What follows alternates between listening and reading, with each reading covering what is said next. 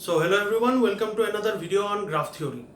In the last video we talked about this concept called planar graph. Alright, and we saw what is planar graph, and then we saw a formula related to planar graph. It was Euler's formula. Okay, so any planar graph had to satisfy that formula, but just because some graph satisfies that formula does not necessarily mean that the graph is planar. Alright, and then we saw a few corollaries of this Euler's formula, and once again all of this, when necessary for a graph to be planar, a planar graph had to satisfy these formulas, but these are not sufficient in the sense that just because some graph satisfies this formula does not mean that the graph is planar. Okay, these are all the things that we saw in our last video. In this video, let us continue with that topic. Okay, so we have a planar graph over here. Okay, this is a planar graph. None of the edges are crossing one another. So I can see this is planar. Okay, this is a planar embedding of the graph on this plane. The plane in my case is my whiteboard. Alright, so we are going to look at something called the dual of a planar graph. And before I go and explain, okay, give you the definition, let me explain how to do it in an informal way. The dual of the graph, okay, will consist of vertices and edges. Alright, the vertices will be all the faces. So in my dual, instead of all these vertices, right, all these faces, I will have vertices. Hold on. Okay, so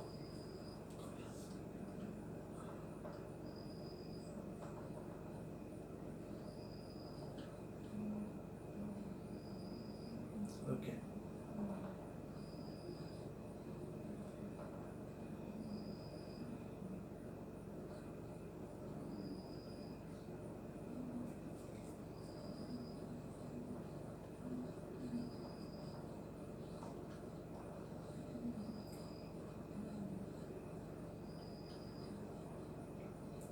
alright, so I can see in my original graph that I have 5 faces. Okay, phase 1, phase 2, phase 3, phase 4, phase 5.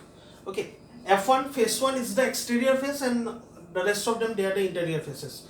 So corresponding to each of these faces, I have 5 vertices in this graph that I am going to draw right now.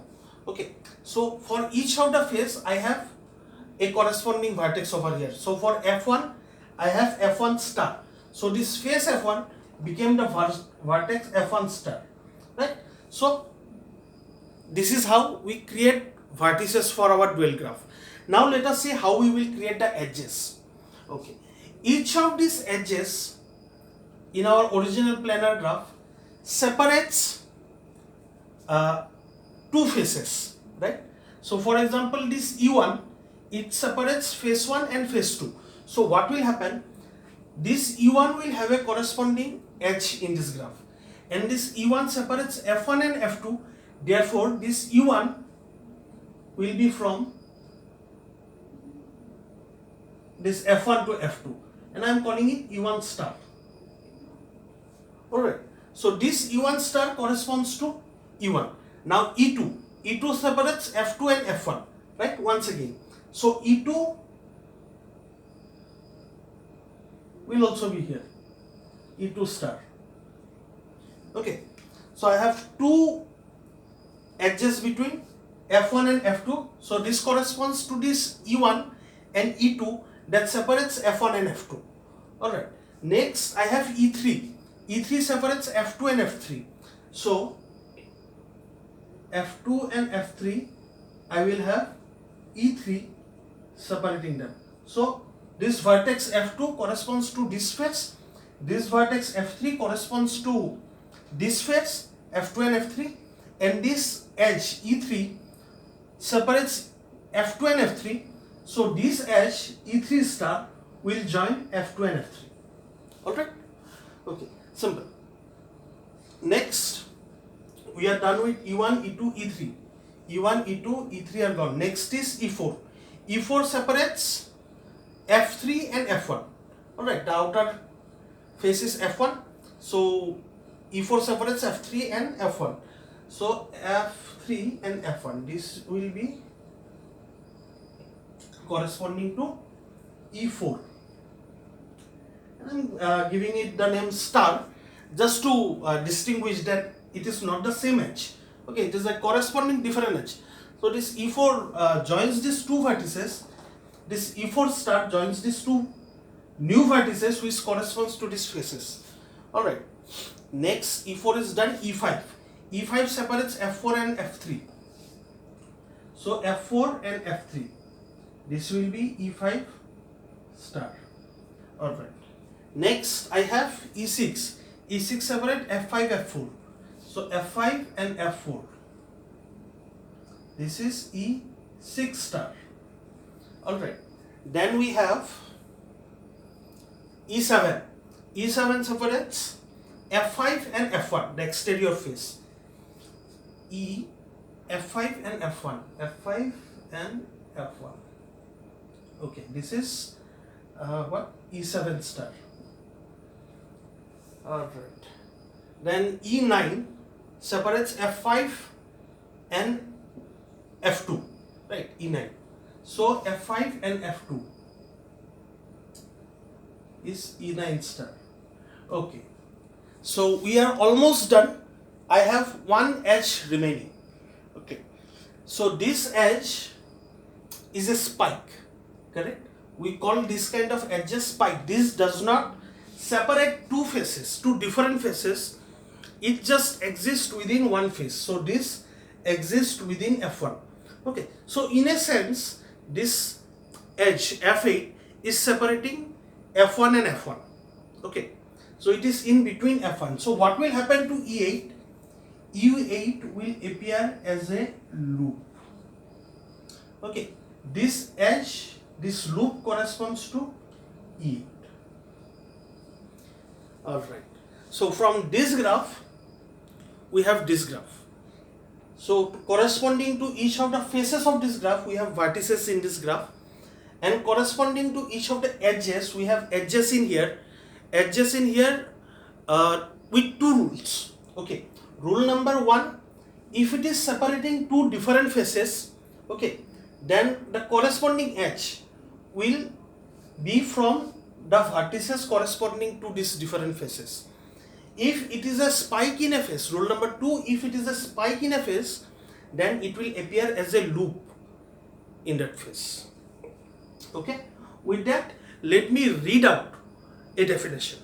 Okay.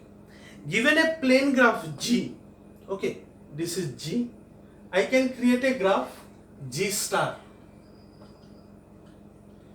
Okay, with as follows. Corresponding to each face of G, there is a vertex. Corresponding to each face F of G, there is a vertex F star in G star.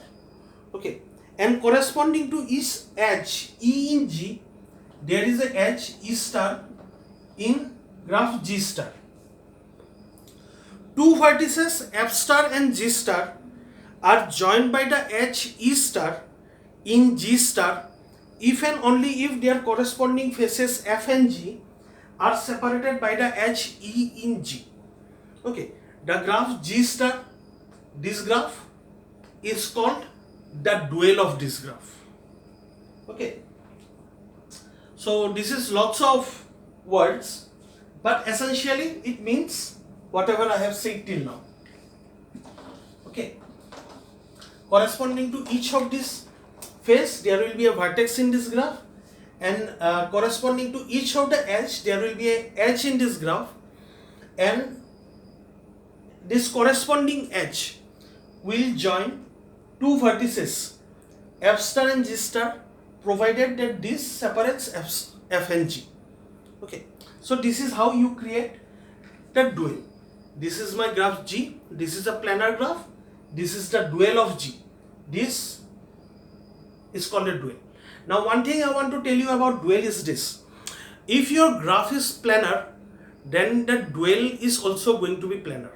Okay, at first try, maybe if I did not know how to make a planar representation, I could have drawn my vertices in such a way that when I drew it, it would not look planar. But then I can do things, I can move the vertices around, I can move the edges around in such a way that if my original graph is planar, my dual is also going to be planar. Okay, this is given. Alright. Next, let us look at something called self-dual.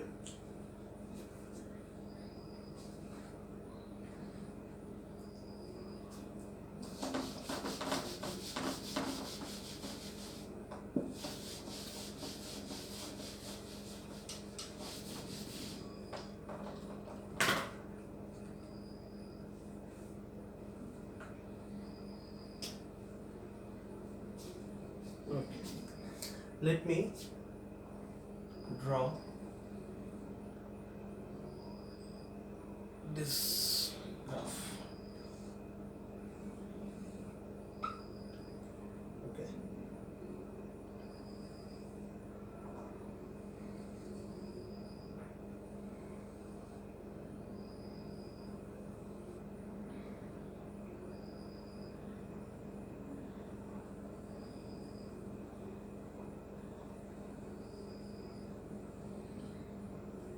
Okay, so this is a graph, and obviously it's a planar graph. There is no edges crossing each other, intersecting with each other, except at the end. Right. So in the middle there is no edges crossing each other. That is what planar graph means. Alright. Anyway, this is my graph. Let me draw the dual of this graph. Let me name it F1, this will be F2, this will be F3, this outermost, let me call it F0, I should have named it F1, but anyway, this is F4, this is F5, this is F6. Alright, so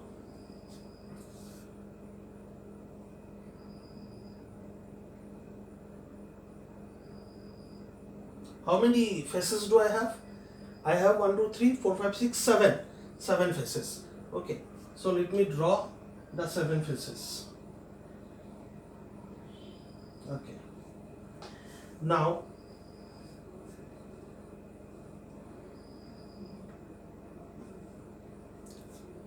this is for say F1. This is F2. This is F3. This is F0. This is F4, F5, F6 star. Right, all of these are the vertices corresponding to the faces over here. So I have all these faces over here. I am going to draw the dual. So for each of the face, I will have a vertex in this graph. Right. So just so that I won't be confused between this F2 face and the F2 vertex, I am calling it F2, I am calling that F2 star. Okay, so I have all these different vertices. Now let's see each of the edges one by one. This edge, okay, let us not name the edges, let us just draw the edges. We will go through all of them one by one. Let us go through this edge first. This separates F2 and F0, right? So I am going to have this corresponding to this edge. I will have an edge over here, and that will be from F2 star to F0 star. This separates F2 and F0. The exterior face is F0, right? So I will have this. Alright. Now let us talk about this edge. This edge separates F2 and F1. So corresponding to this, I will have an edge between F2 and F1. Okay. What about this? This separates F3 and F1. So I will have one between F3 and F1. Alright. Next, what about this? This separates F1 and F0. Okay. So I will have between F1 and F0. Alright. Next, what about this? This separates F2 and F3. So I will have corresponding to that an edge between F2 and F3 star. Okay. What about this? This separates F3 and F0. So I will have a phase between F3 and F0. Okay. Now let us talk about this. This separates F0 and F4. So I will have an edge between F4 and F0. Then let us handle this. This separates F4 and F6.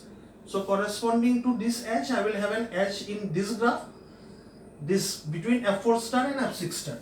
Okay, now let us handle this. This is between F6. This separates F6 and F0.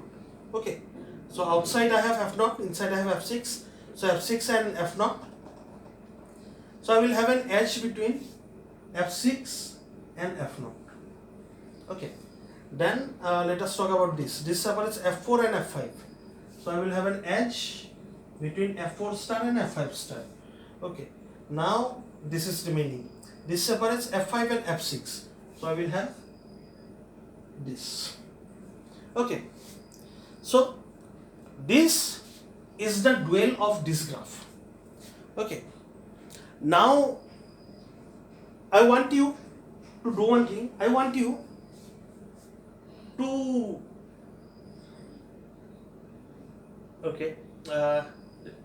we did not handle this one yet. Okay, this separates F0 and F5.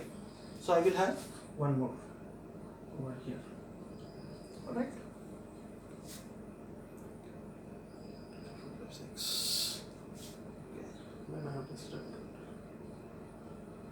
Alright, done. Yeah. Now I don't think I have any error. Okay. This graph is the dual of this. Okay. This type of dual is called self-dual.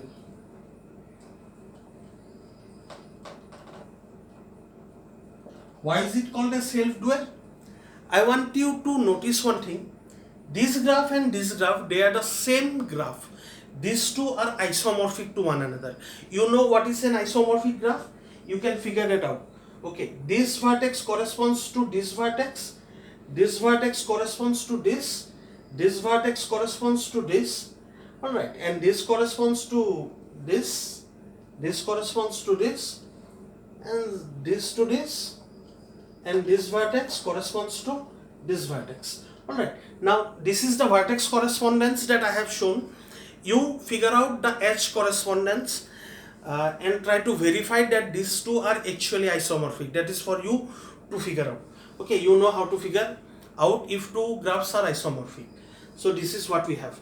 This dual of this graph. Okay, this is the original graph and this is the dual of this graph. So both of them are the same graph. They are isomorphic to one another. So in this kind of scenario, where the dual of the graph is isomorphic to the original graph, we say that the dual is that the graph is self-dual. Okay, that the dual of the graph is itself. It is self-dual. All right. So this is what we have.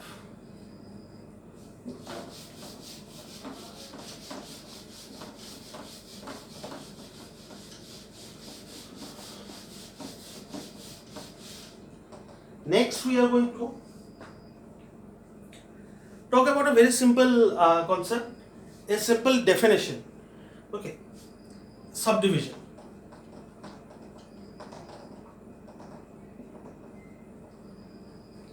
Okay. So say I have some graph G. This is my graph G. Okay, it has UV. The subdivision of G is the graph resulting from subdivision of edges of G. So if I have this graph G, if I divide this edge by introducing a vertex, okay, so let me make a graph G bar. I am introducing a vertex in the middle. Okay, so it was UV, now you have UWV. Okay, so by introducing this vertex, I have subdivided this original edge, right? So this graph G bar is called the subdivision of G, right? Very simple concept. I have an edge, I put a vertex in the middle. This vertex will be of degree equal to 2. Okay, so it has degree 2. If I put a vertex in the middle, it will have degree 2. Okay, it will divide this to, it will divide this edge. This portion will contribute 1 degree, this portion will contribute another degree. Okay, so if I have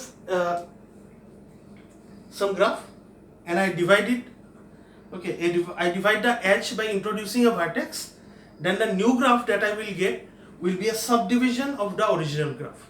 Okay, that is what subdivision means. Okay, so with that, we are now ready to look at a theorem. Okay, this one is called Kuratowski's theorem.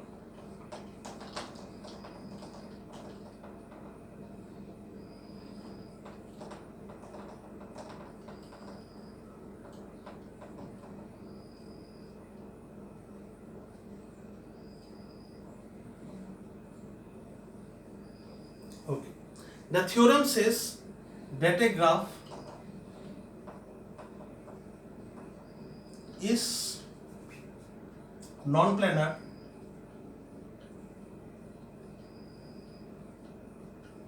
if and only if it is a subdivision, if and only if it contains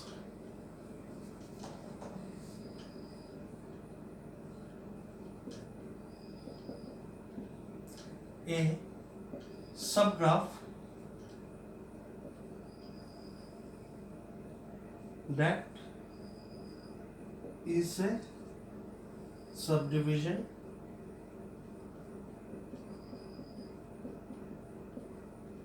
of K5 or K33. Alright, so this is what the statement of Kuratowski's theorem tells us. It is a if and only if condition.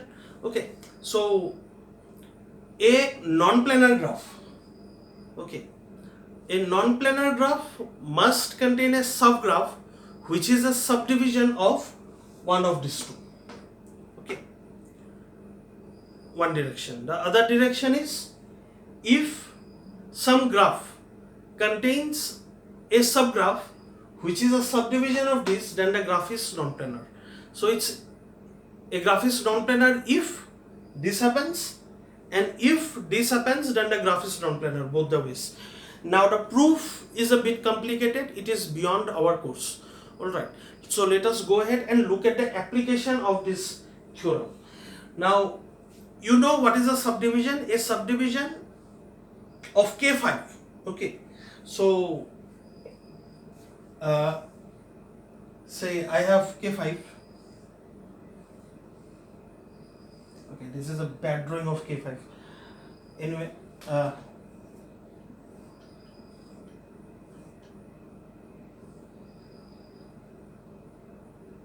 do I have all the edges?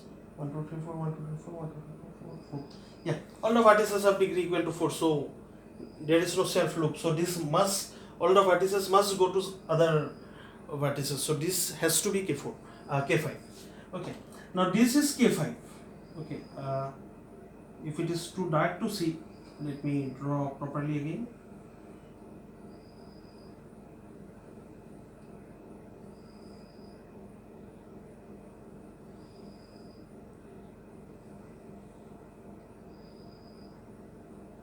I mean to say if it is too light to see. Anyway, this is K5. Okay. Now if I introduce an edge over here, okay, this would be a subdivision of K5. If I introduce a vertex, thereby dividing the edge, okay, into two different edges, this would be a division, subdivision of K5. If I do this over here, okay, this graph would be a subdivision of K5. Okay, I can keep on adding vertices to divide the edges further and further. So this will be subdivision of K5. Okay, what am I doing? I am taking K5 and then I am introducing vertices to split up, to divide these edges. Okay, so this was one edge in the beginning. I introduced this vertex, now it is divided into two edges. So this graph is a subdivision of K5. Okay. Now let us use this theorem in order to see if there is this one particular graph that I told you about in the last video. I asked you to figure out if Peterson's graph is planar, and I hope you tried. Okay, so let us go ahead and draw Peterson's graph first. So Peterson's graph will contain 5 vertices outside and 5 vertices inside. Alright, and the inside vertices will be connected in a star manner, and the outside vertices will be connected as a cycle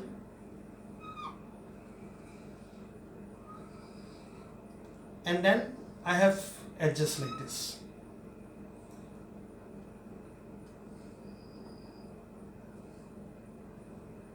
Alright, so this is the Peterson's graph. Let us now try to figure out if this graph is planar or not planar. Now I can try over and over again. I can try, I can have lots of tries. Okay, I can attempt 1,000 number of times to have a draw it in a planar way. Okay, and I may fail for 1,000 times. Okay, I may have 1,000 different ways, trials that I might have done, and I might have failed 1,000 times, but that does not mean that this graph is not planar. Okay, just because I was unable to find does not mean that this graph is not planar. So how will I prove that the graph is not planar? If I could find some subgraph of this which is a subdivision of K5 or K3, then I could say that maybe then I could say that this is definitely not planar. Okay, so let us create a subdivision out of a subgraph out of this. What is this? Peterson's graph. I will do one thing. I will let me first give the name to these vertices. Okay, that would be easier to understand. So I am giving the name A. Okay, let me change my pen. This is A. This is right.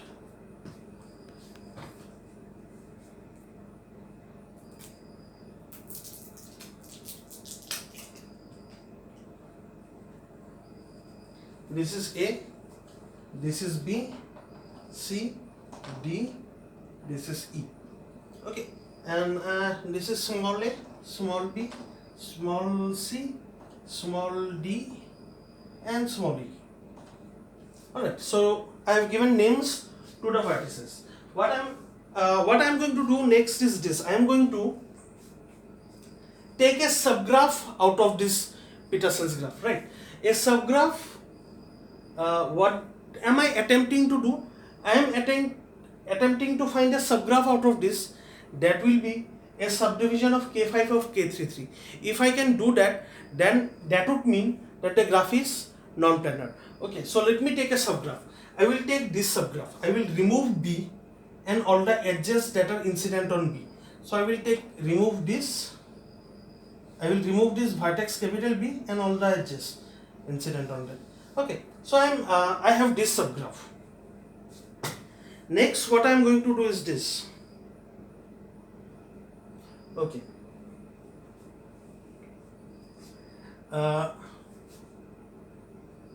Let me draw this again.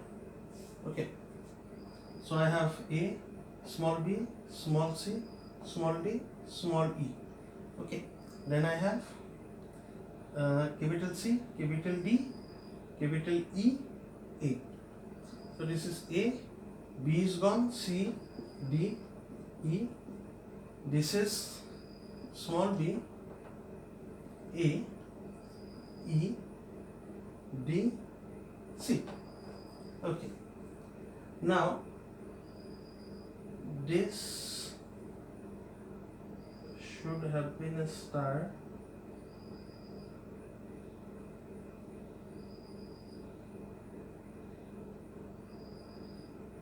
Let me draw it properly once. Okay, then I have this, and this. Okay, now I am going to do one thing. I am going to remove this, and I am going to remove this. Just wait for a second, you will know what I am trying to do. Okay, and I am going to put this. Okay, so this was my subgraph that I got out of the Peterson's graph. Alright, now look at this. What is this? This is one more graph. Okay, what do I have? What is the difference between this graph and this graph? Here I have this edge, right? Now what would have happened if I had B in here? Okay, so this is what it looks like, right? My B, instead of writing this edge like this, if I had this, okay, then these two graphs are same, but I don't have this edge, these two edges anymore. In my new graph, I have only this edge. Okay, so in this graph, if I write a B in here, okay, it would become this graph. Okay, so clearly I don't have this B. By definition of subdivision, I know that if I put this B, okay, then this would become this. So putting a B in here would subdivide this graph and make it this. So this graph is a subdivision of this graph. Okay, fine. Does that make sense? So I had these two edges. Now instead of these two edges, I have these edges. So if I introduce this vertex B in here, okay, it is from D to E. So introducing this vertex would divide D to B and then B to E. Okay, so since introducing a vertex is dividing my this edge and making it this graph is a subdivision of this graph. Okay, introducing a vertex in this makes this graph equal to this. Okay, so this graph is a subdivision of this. So this is the subgraph of Peterson's graph, that is a subdivision of this. Now let me make further subdivisions. What I will do next is this. Okay, let me draw it properly. And this is what I have. Okay, now I can see that this A to E, small a to capital A, then capital A to capital E. If I remove this capital A, okay, then what will happen? And instead introduce one edge like this. Okay, now also this is a subdivision of this. Now D2B and B2E is made to D2E. Okay, introducing B over here would have given me these two edges. Similarly, introducing capital A over here, okay, would have given me this A to capital A, then capital A to capital E. Okay, A to capital A, capital E to capital E. So this is subdivision of this. Now let me define this even further. Okay, I have capital C, small c to capital C and capital C to capital D. So instead of this, I will have this. Okay, this is what? This was small c and this was D. Sorry, this is capital D. Okay, now here what do I have? I have small c to capital C and capital C to D. If I had capital C over here, this and these two edge I get by subdividing this edge, right? So yeah, this is a graph. Okay, now what is this graph? This graph, if I put B over here, then I will get these two edges. If I put A over here, capital A, I will get these two edges. So B will give me these two edges.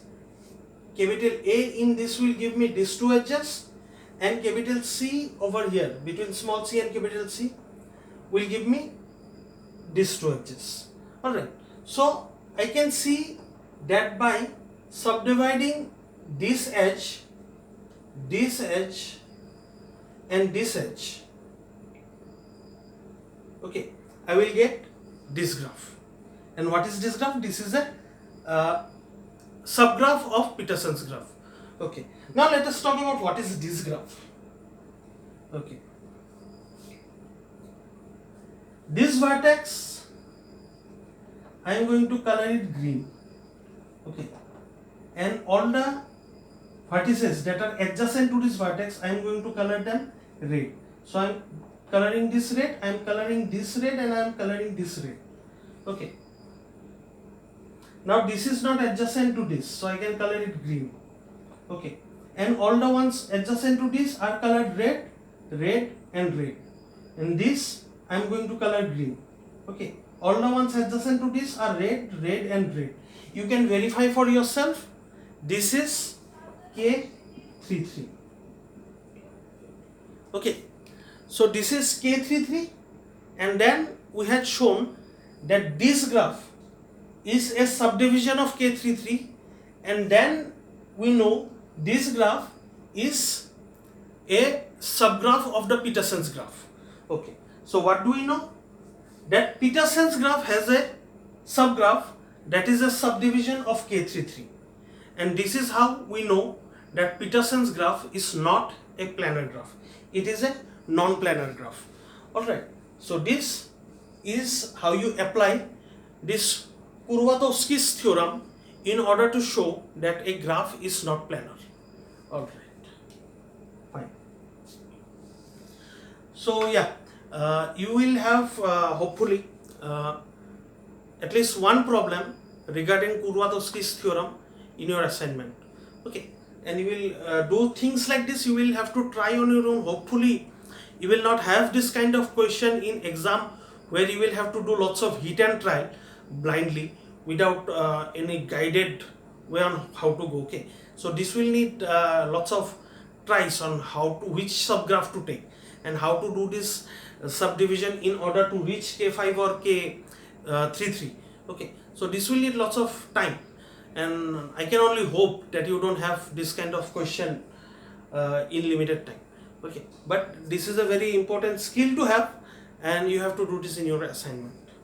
Alright, so this is Kuratowski's theorem.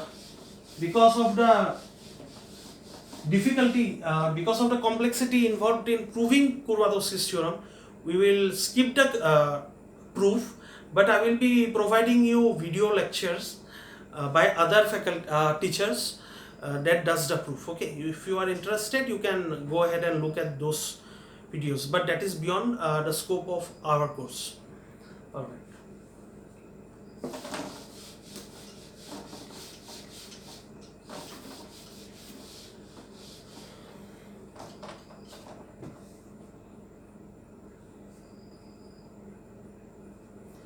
Okay, next I am going to make this claim.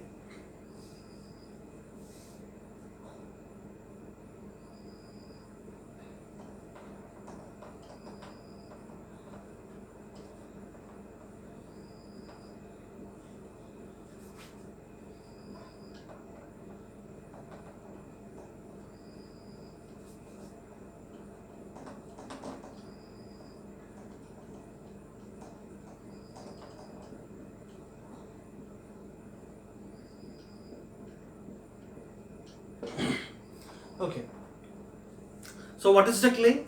We don't need more than 6 colors. We need at max 6 colors to color a planar graph. Okay, so let us try to prove this, and we will prove this by induction on the number of nodes, on the number of vertices in the graph. Okay, so base case is when we have one vertex. Okay, so one vertex, how many, our graph has one vertex, so how many colors do we need? We need only one color. Okay, so one vertex, one color is our base case true. A planar graph with one vertex can be colored with no more than 6 color. We require only one color. Okay, so obviously it is true. Okay, so our base case we have proven. Now let us take the inductive hypothesis.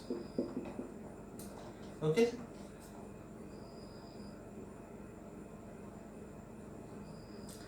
Suppose any planar graph with less than k vertices can be colored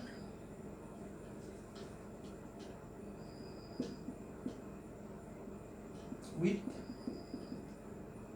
at most 6 colors.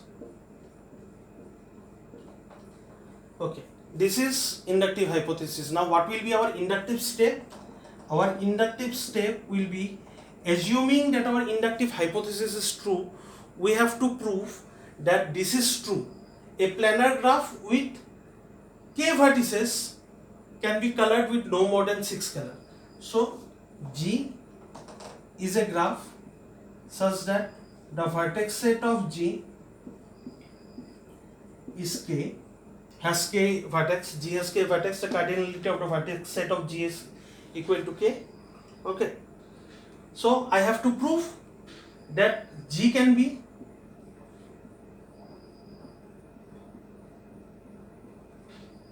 colored with no more than 6 colors. Okay, I'm going to erase all this, so you better note it down if you need. Alright, so what do I have? I have this inductive hypothesis. What is my inductive hypothesis?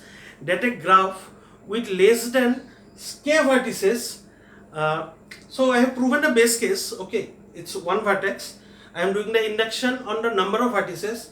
My base case I have proven one vertex. My inductive hypothesis is that on a graph with less than k vertices, okay, I can color them with no more than 6 colors, 6 or less than 6 color. That is my inductive hypothesis.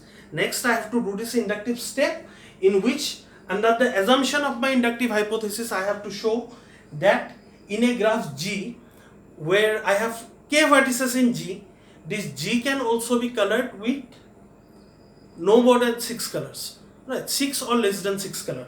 So let us go ahead and prove our inductive step.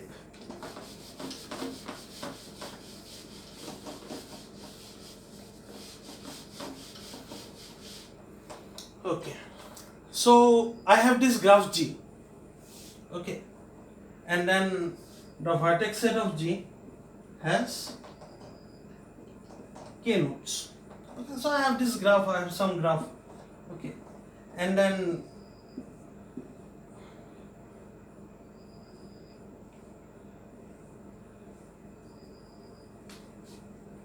I have, okay, this is a planar graph, of course. Now, in the last video, we proved a corollary of the Eulerian formula.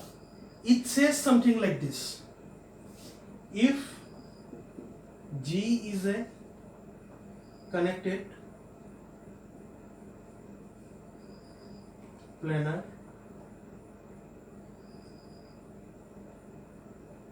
graph,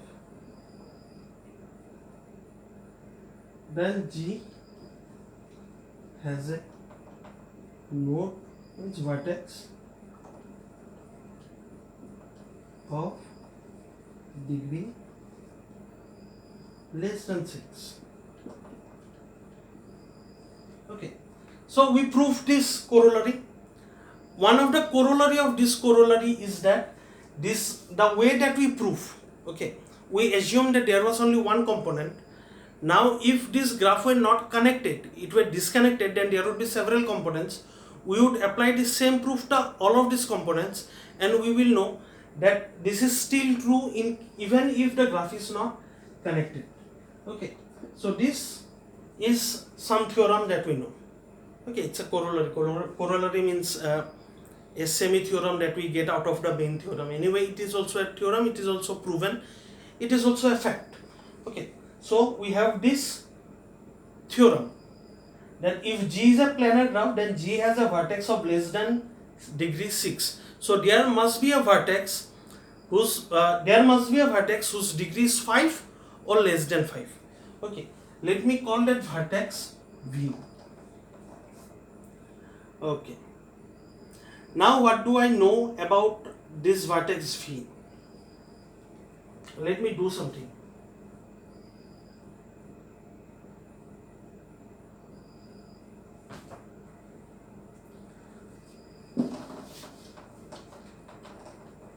Let me not color this V yet. Okay, I will talk about coloring V very soon. But what do I know about V? V has degree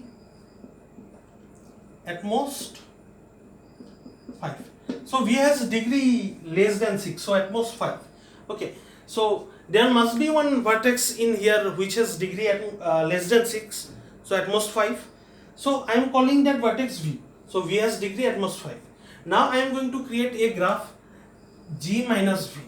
Okay, so this is a new graph, this is G minus V. So what do I know about this graph? That this V is not in this graph. Okay, I know this is my new graph. What do I know about this? I know that the number of vertices is equal to, in G I had k vertices, I removed one, this must have k minus 1 vertices. Okay, now what was my inductive hypothesis? My inductive hypothesis was that in any graph with less than k vertices, I can color it with no more than 6 color. So this V minus G, when I remove this V from, G minus V, when I remove this V from this graph, this was my graph G, what do I have? I have this graph G minus V, this has k minus 1 vertices. So from my inductive hypothesis, I know that this graph can be colored with no more than 6 color. So this graph can be colored with no more than 6 colors. Okay. Now what do I know about V? Okay, so let us, we are done talking about this graph, right? So this graph can be colored with 6 color. Okay. Now what do I know about V? I know that V has at most 5 degree. Okay, so 5 neighbors. So this is my neighbor 1, 2, 3, 4, 5. Okay, and it can go on. Okay, so it's not necessary that the graph must end here. But what do I know? If all of these neighbors are colored differently, say, okay, so all these 5 neighbors will be colored with 5 different colors.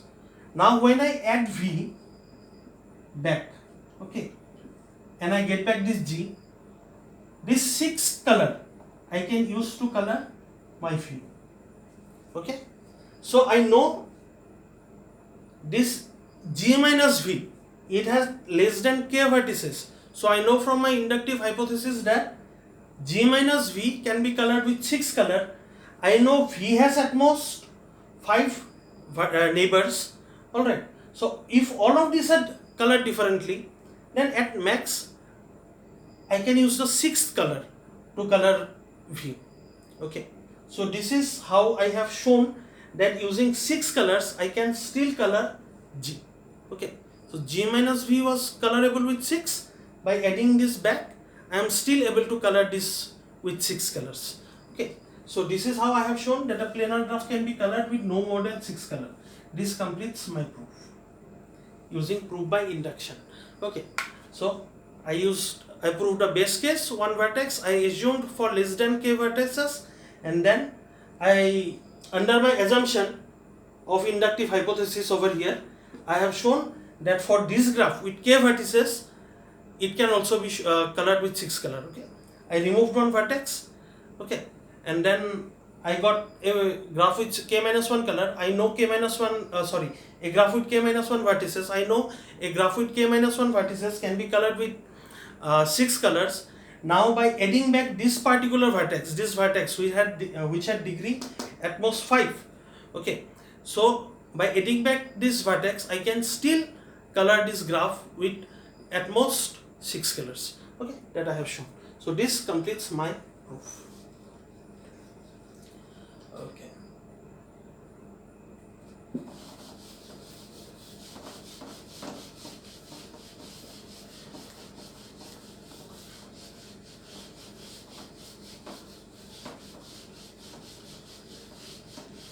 Okay, next I am going to make this theorem even more interesting.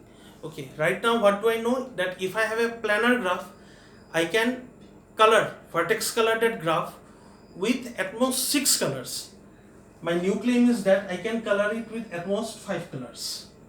Let us try to color our planar graph with at most 5 colors. Okay. Now we will use contradiction. Okay, so let G be the smallest planar graph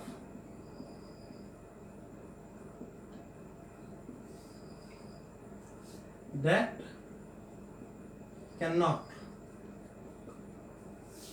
be colored with 5 colors.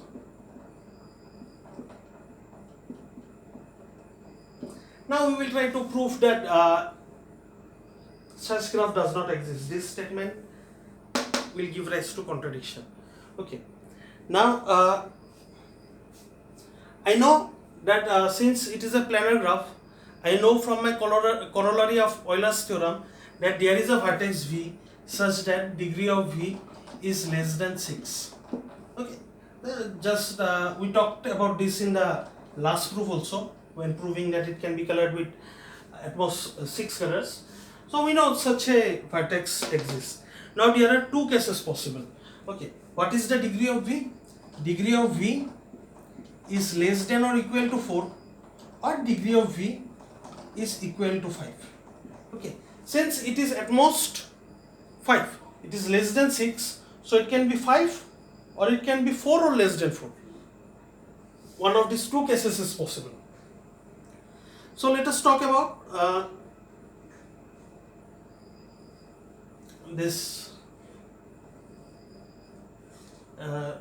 case 1. Okay, this is case 1, this is case 2. Now when I made this assumption, okay, let G be the smallest planar graph that cannot be colored with 5 color. The smallest word that I am using, it is in terms of vertex. So this smaller planar graph that cannot be colored with 5 colors, if I remove one vertex out of this graph, it can be colored with 5 colors. Okay, so this is the smallest. I should have written in terms of number of vertices. Okay, so that is not written, but then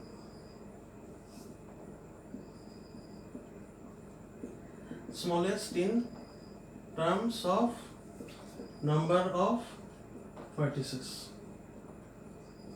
Okay, so if I remove one vertex out of this graph G, okay, then the graph that I will get will be colorable with 5 colors. So this is what I am going to do. I am now trying to solve for case 1.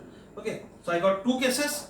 I got this vertex V that I know from the corollary of Euler's formula that there is a vertex with less than degree 6, so I am calling it V.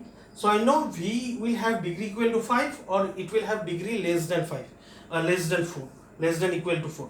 Alright, so these are the two cases that are possible. I am going to address case 1 first. What is going to happen? Okay, so I know G is the smallest planar planar graph that cannot be colored with 5 color. G minus V on the other hand can be colored with 5 colors.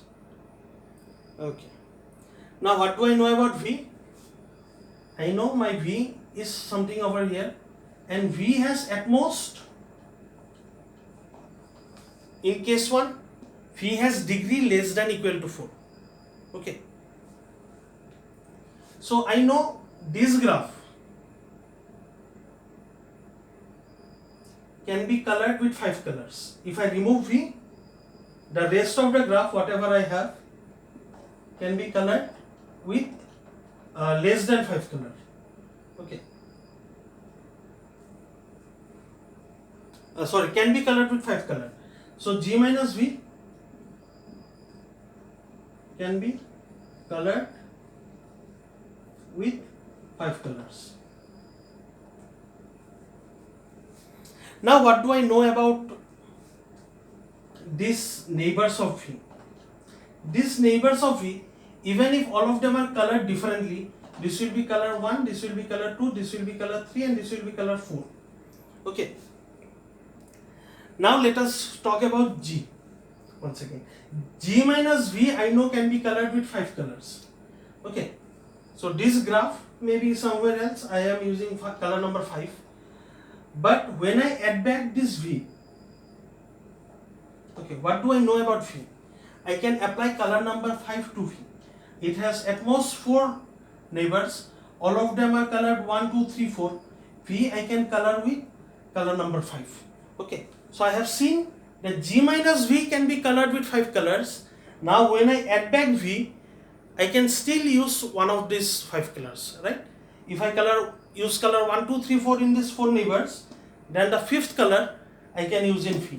So G minus V, I know it can be colored with 5 color. Why? Because G is the smallest planar graph that cannot be colored with 5 color. So G cannot be colored with 5 color. It is the smallest. When I remove a vertex, I know that can be colored with 5 color. So I know G minus V can be colored with 5 color. Okay. So I knew that I had removed V. The graph that I got was colorable with 5 color. Now I can add back V by using one of these 5 colors. Okay. This is in case 1, when degree of V is less than 4. Now this gives rise to a contradiction. Okay. What is the contradiction? I have shown that G can be colored with 5 colors. Okay. So but then our assumption was this, that G is the smallest planar graph that cannot be colored with 5 color.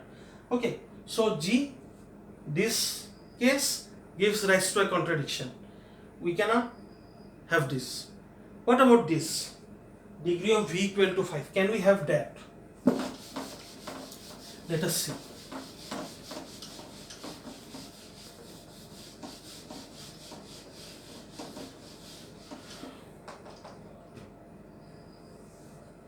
Okay. So V. Okay. This has 5 neighbors. Degree of 5 is equal to V. This is neighbor 1, 2, 3, 4, 5. Okay. Now I am going to color this 1, 2, 3, 4, 5. So these are all different colors. If they are not different, if 2 of them are same, then this thing becomes even easier. We are taking the worst case. Okay. So what is possible is this. Let us say this goes on. I have, to make the case even worse, I have 3 over here. Then I have 1 over here. I have another neighbor. This is 3. So it cannot be 3. Say I am coloring it 1. And the next I am coloring it, say 3. Okay. Or instead of drawing it like this, let me draw it the same way, but let me draw it like this. So this is 1, this is 3. Okay. Same thing, just I have drawn it in a different way. Okay. Now this is part of V. Okay. Something more goes on here, something is going on in here, something is going on in here. Okay. I am concerned only about this vertex. Now if I remove this vertex, what do I do? I know that now my graph, what was my graph? My graph is the smallest graph that can, smallest planar graph that cannot be colored with 5 colors. Okay, now removing this vertex, one more vertex, now I have a graph which is smaller than that, so I know this can be colored with 5 colors. Okay, so I know this can be colored with 5 colors. Now say after removing V, this part, okay, and this part, they are disconnected. Okay, so what can I do? I can change the color of this. I can color it 1, I can color it 3, I can color it 1.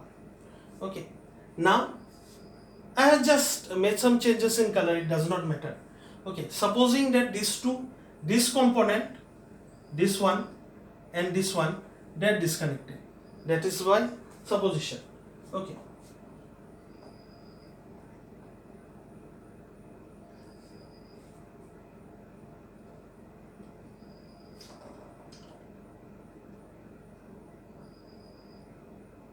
Okay. Now let me add back phi. What is possible?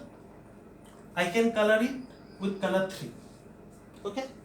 Now this is possible. And if say these are not 3 and 1, then it becomes even easier. Okay, this is a 2 and this is a 4. Then also I have no problem. Okay, this becomes even easier. So I am going to consider that this is 3, this is 1. I am going to take the more difficult case. So now what do I see? When I remove this vertex, I have a smaller graph than the one that I considered, then G. G was the smallest graph that cannot be colored with 5 colors. So by removing V, I will have a smaller graph, and I know that can be colored with 5 colors, right? So I knew when I removed this that the resulting graph could be colored with 5 colors. Now what did I do? These two are different components, so I swapped the first and the second color. Okay, I swapped this alternating first and second color, and then swapping this enabled me to create this. Okay, now this is what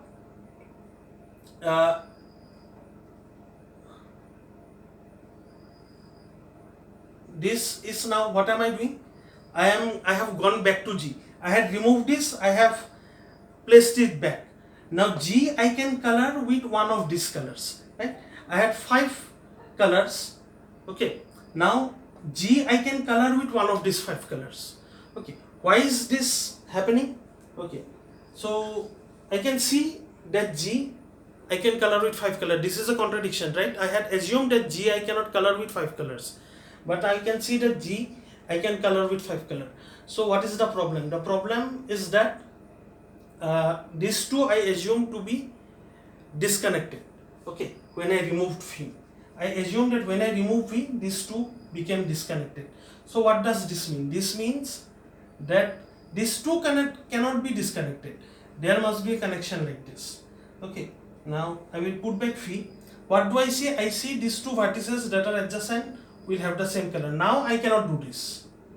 Okay, had these two been disconnected after removing V, then I could have done that, and if I could do that, that would mean I could color G with 5 colors, but then I assumed that G is the smallest planar graph that cannot be colored with 5 colors. So this is not possible. These two are not disconnected. These two must be connected. Okay. So what do I know? This is 1, 3, 1. This has to be 3, 1, 3. Okay. Now I don't have any problem. Right? Okay. Now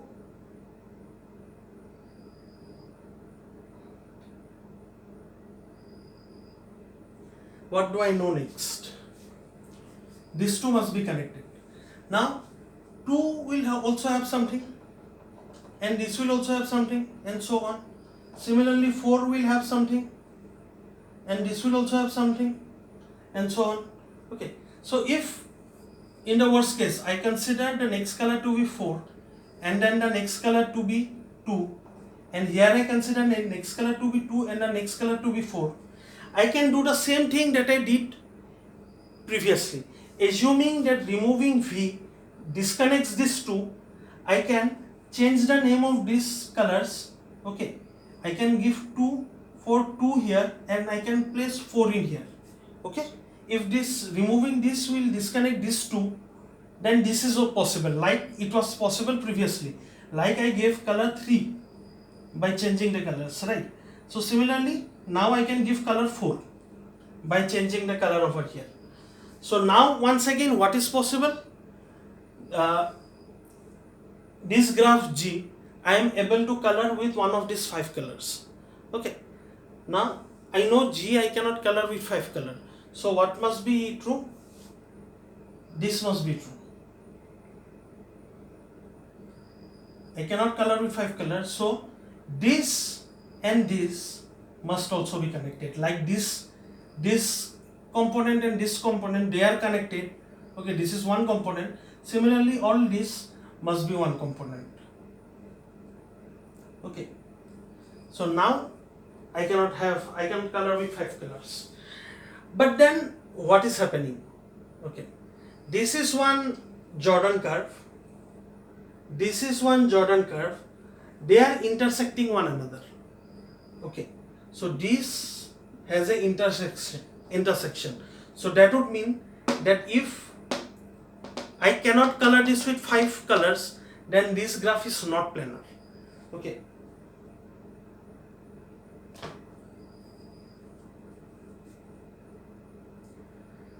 So yeah,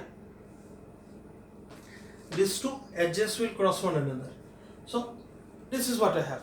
I have exhausted all the cases. Okay, I have exhausted all the possibilities, and I have seen that if I need more than 5 color, okay, then there will be contradiction after contradiction, and this contradiction will ultimately give rise to this conclusion that the graph is not planar. But we said that the graph is planar. So why is this contradiction arising? Why are we arriving at the conclusion that the graph is not planar? We assume that it was planar. We are arriving at this because of our assumption that this planar graph cannot be colored with 5 colors. Okay, so we know because of this contradiction that our planar graph can be colored with 5 colors. So by contradiction we have proven that our graph can be colored with 5 colors. Alright, so this is what we have. Okay, now it's okay if you did not get the proof. Okay, this proof, let me sorry,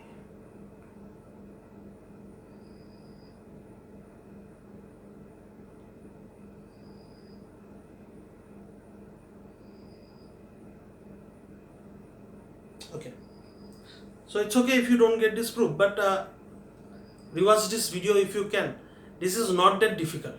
Okay, but then you should know all this theorem that we can color any planar graph with at max 5 colors. Okay, let me make this even more interesting. We can color any planar graph with only 4 colors. Okay, this is also true. Now, the 4 color theorem was proposed by someone called Kenneth Appel and Wolfgang Haken. Okay, in 1976. So, sorry, it was proven by them. The thing is this. It was proposed way back. It was hypothesized by someone called Francis Guthrie in 1852. Okay, and then it took 124 years to prove it. Now in 1976, these two people, Kenneth Appel and Wolfgang Haken, they reduced this program, and then they did something. They had 1936 different graphs, okay, on which they had to verify that all these different graphs could be colored with 4 colors. Now this was done using a computer. Okay, it was very difficult to prove on 1936 different graphs manually, so a computer was used. So many people did not like this, that a computer was used to solve a mathematical proof. There were lots of people who did not like this idea, but then now it is accepted that a planar graph can be colored with 4 colors. Now this proof, you may have guessed, we need to look at 1936 different graphs and verify that they are, all of these are can be colored with 4 colors. Now that is way beyond our scope. Okay, we cannot verify for all these different graphs, so I don't think we saw this many graphs in the entire duration of our course. Okay, so this is a theorem that you need to know, that a planar graph can be colored with at most with 4 colors. Okay, no more than 4 colors is necessary. We proved that no more than 6 colors is necessary. Then we proved that no more than 5 colors are necessary. Now we know that no more than 4 colors are necessary. There are proofs to prove that no more than 4 colors are necessary, but that this proof is beyond our scope. Okay, so we don't need to know the proof, but we need to know, if there someone asks you how many colors at minimum is needed to color this graph, and you see that the graph is planar, then you would know automatically that not more than 4 is needed. Okay, maybe less than 4 is needed, but then no more than 4 is needed. So that we know. So in today's class, this is the end of today's class. In today's class, we started by talking about what is the dual of a graph, what is self-dual. Then we talked about Kuratowski's theorem, and using this Kuratowski's theorem, we proved that this Peterson's graph is not planar. Then we saw that a planar graph can be colored with 6 colors. We restricted it even more. We saw that it can be colored with 5 colors, and then we restricted even more, and we know that it can be colored with only 4 colors. That is, 4 colors are sufficient to vertex color a planar graph. Okay, with this we have come to the end of this video, end of this lecture. I hope you have understood everything. If not, you can of course reach out to me and contact me through mail, call, WhatsApp, or by leaving your doubt in the comment section below. Anyway, this video ends our current module. I believe it is module 5. This video ends the module. Only one module remains. We will be starting the next module in the next video. Okay. Thank you for watching this video. See you in the next video.